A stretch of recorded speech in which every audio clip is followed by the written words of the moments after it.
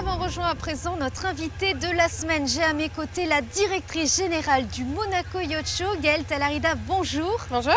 Merci d'accepter notre invitation et on sait que votre temps est très précieux. Cette semaine, oui, particulièrement. Allez, petit retour en arrière pour commencer. 1991, première édition du Monaco Yacht Show avec moins de 50 yachts, il me semble. Oui, je crois qu'il y en avait à peu près 35-36 yachts à ce moment-là. Une sacrée évolution en quelques années. Oui. Oh, ça fait déjà 28 ans, donc c'est déjà un petit moment. Est-ce que vous réalisez finalement l'ampleur que ce salon a pris en quelques années ? À vrai dire, en fait, comme on est toute l'année concentré sur ce salon, parce que j'ai auprès de moi 14 personnes, nous travaillons, c'est vraiment une équipe soudée qui travaille pour l'organisation de ce salon. On ne se rend pas compte. Je pense que le moment où je me rends compte, c'est justement, voilà, le salon vient d'ouvrir. Hier, je regardais tout le port Hercule à partir des terrasses du casino.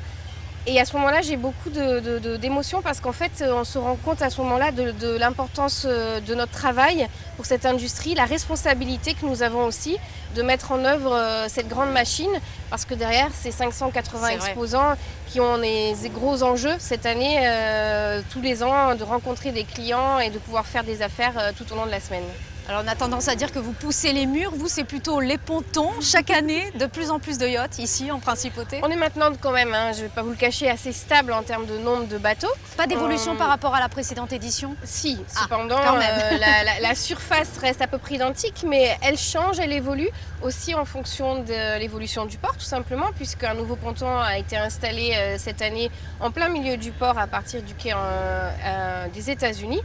Donc nous évoluons également pendant le Yacht Show et bien évidemment le salon, c'est finalement pas la quantité qui compte, mais c'est surtout la qualité des exposants et des bateaux présentés.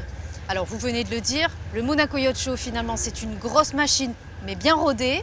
Est-ce que finalement au cours de toutes ces années vous avez une anecdote, vous avez fait certainement de belles rencontres, des surprises, est-ce que vous avez quelque chose à nous raconter d'exceptionnel ? Alors, j'ai en tête quelque chose qui m'a marqué, qui est peut-être pas l'exceptionnel, mais qui montre aussi que malgré la préparation, il peut y avoir des petits soucis. En 2015, nous attendions sagement sur les pontons flottants que nous puissions monter à bord d'un yacht pour remettre le don du Monaco Yacht Show à la Fondation Prince Albert II, puisqu'on soutient la Fondation depuis le tout début. C'est important de le souligner. Voilà. Et pour faire cela, en fait, pour faire la photo, nous produisons un panneau d'à peu près cette taille-là, qui est en fait le chèque fictif de la remise du don. Et on était à peut-être 5 minutes de monter à bord et retrouver le souverain et toute l'équipe pour la photo. Et en fait, des personnes qui étaient en charge de tenir le panneau l'a posé au sol et le panneau a glissé entre deux pontons flottants. Il s'est retrouvé sous l'eau. Et là, donc, panique à bord.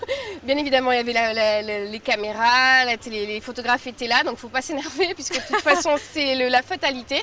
Il y avait la probabilité qu'il passe dans ce ponton qui était complètement infime, ça devait faire 1 centimètre d'écart. Donc en fait, on a tout de suite envoyé des plongeurs de l'équipe du port, ProDive, pour aller repêcher le panneau sous les pontons et nous le ramener tel le Grand Bleu. Voilà, donc c'est une anecdote qui nous a marqué, on en a beaucoup ri après. Sur le moment, c'est un peu stressant, mais en tout cas, on a été très réactifs. En 10 minutes, on avait notre panneau qui était plastifié, qui a été ressorti de l'eau, nettoyé et prêt pour la photo. J'imagine, beaucoup d'émotions. Allez, pour terminer, Gaëlle, peut-être un mot sur cette 28e édition. À quoi doit-on s'attendre cette année ? Alors, chaque année, je le répète, mais c'est incontournable, les stars du salon sont les yachts. Les grands chantiers internationaux choisissent le Monaco Yacht Show exclusivement pendant l'année pour lancer leurs produits, je dirais plutôt leur super yacht à l'occasion du Monaco Yacht Show. Donc, nous en avons 42 cette année, avec une taille moyenne de 50 mètres. Donc ça donne le ton, ça permet de vraiment situer l'événement dans son importance pour cette grande plaisance.